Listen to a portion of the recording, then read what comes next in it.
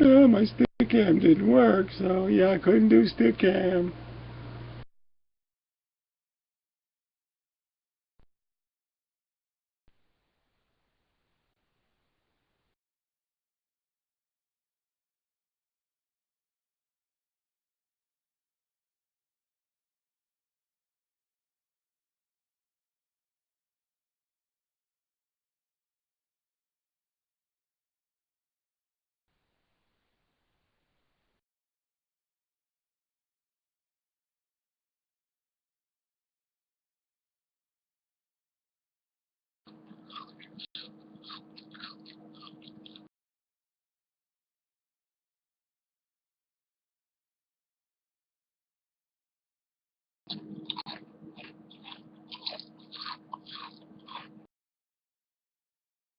What, you just want to get kicked already? I mean, what the fucking point of that?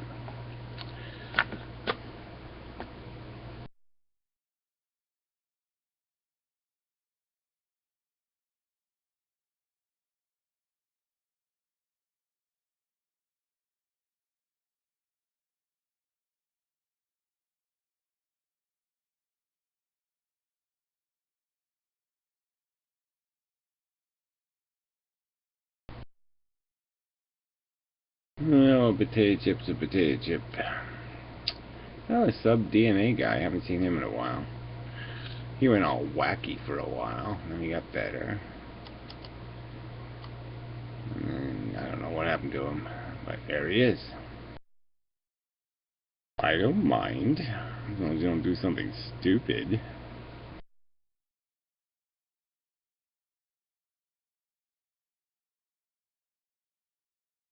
I chew potato chips.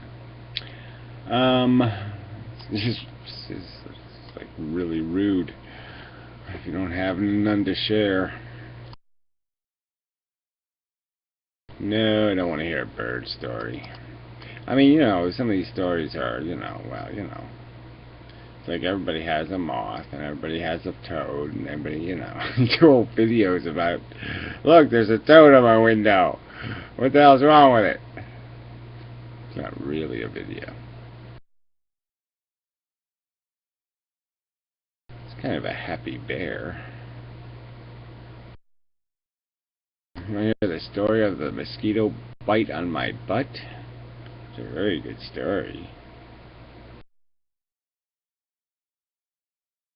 Fucking itches. It's irritating.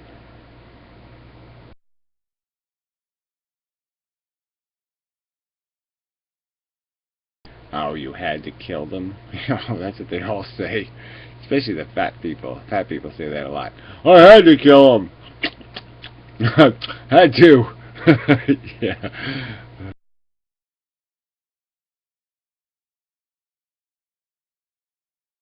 Well, yeah, that's no fun. Having to put the things out of their misery stuff. That's just yuck.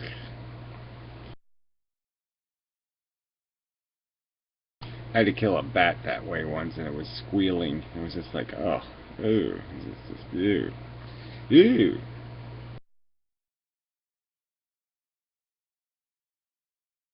Well, that's no good. Throwing up might be worse than dying. I think I'd rather be the bird than you. Look at that cat. It's amazingly fat and lazy and such. Yeah, I like that cat. Cats should be fat and lazy. Meow, meow. Especially black and white cats. Yay for black and white cats. Meow, meow, meow, meow, meow, meow, meow, meow. It's not responding. Huh. Must be a foreign cat.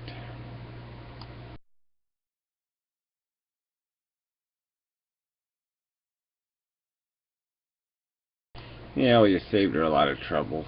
She's now she'll have a couple months off. Oh, look at that cat.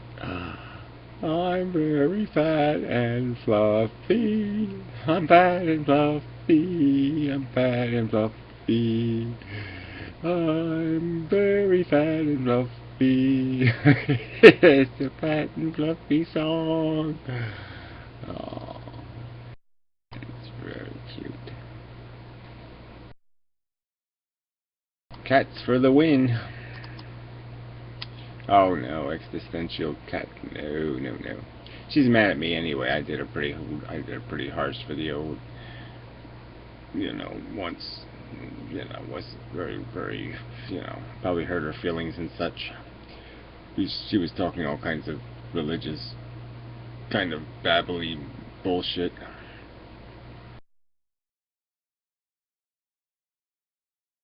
But I was sort of like, I was like her third subscriber or something. I really caught her really early.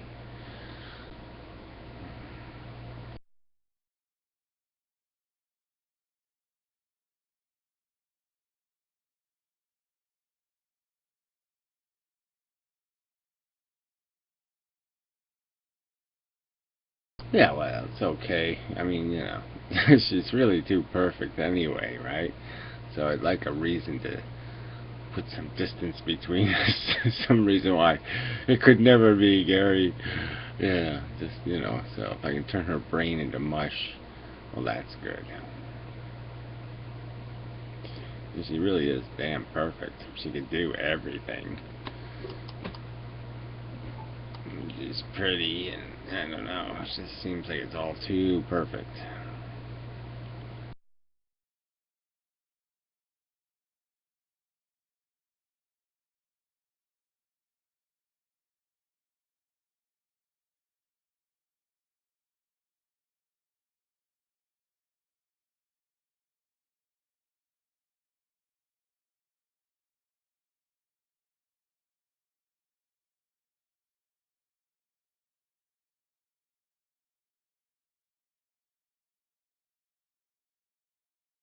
Yeah, well, no, there's lots of arguments against free will, but it's just, what the hell's free?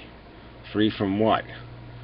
Yeah, well, do you have the free will to walk a tightrope, play the piano, juggle 17 watermelons? I mean, where's the freedom?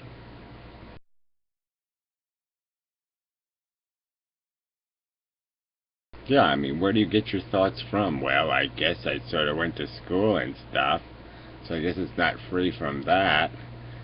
It's not free from my mommy told me so.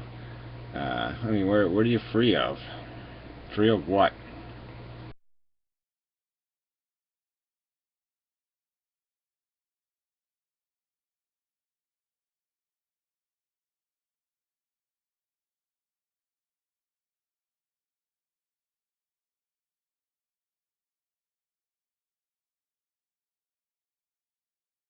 I mean, obviously, a Catholic, you could just say, well, why aren't the priests free of their desire to molest children?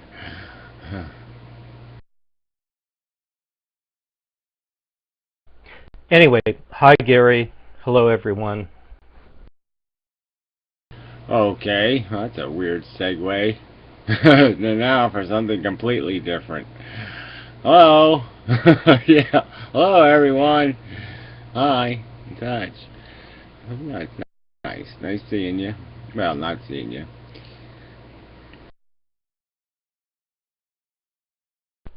I just feel, come into a room, introduce yourself, that kind of thing. Yeah, it's a Brett Keane kind of thing, that's all. So that's why I'm suspicious. No, I am not Brett Keane. Well, I wasn't mistaking you for him, but I'm just saying, it's just sort of a Brett Keane kind of thing. Hello, everyone. I'm Brett Keane. I'm selling some,